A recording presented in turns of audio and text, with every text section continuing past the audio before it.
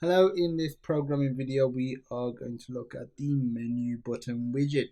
So the menu button widget is sort of just like a drop down and you have buttons in there. Nothing more to it than that. And they're like a checkbox button style, so you can just select them as you want.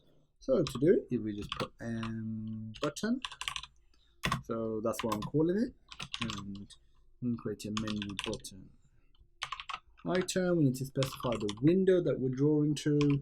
Text is going to be what it's going to say, and I'm just going to say click me. Now button.grid, so this just specifies that we need a grid, and this is where we're going to put all our list items. Now we need to do mbutton.menu equals menu and button. So we're just specifying, that we actually want a menu style system. Now we just do mbutton menu equals mbutton.menu. So these couple of lines just allow us to actually create a menu, but now we need to add, items to it. To add items is simple. We do mbutton.menu.add underscore check button. And this is going to be essentially what it's going to say. I'm going to say item 1. And what I'll do is I'll duplicate this a few times. 1, 2, 3, 4, 5, 6, and 7. Finally, I think you can guess the last line of code is mbutton.pack. And now we can run the code and see what we get.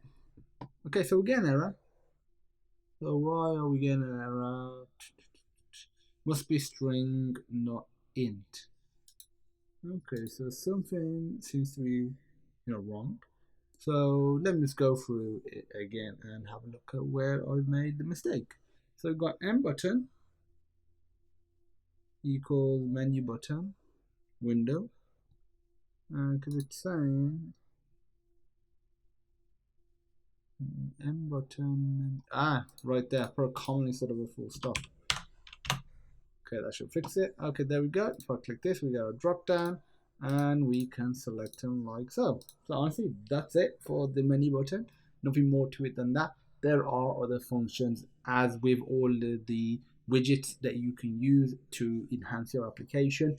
I'll provide a link, as I have with all of the widget videos, that you can access and see all of these different functions. If you need any assistance, feel free to reach out and I will help you.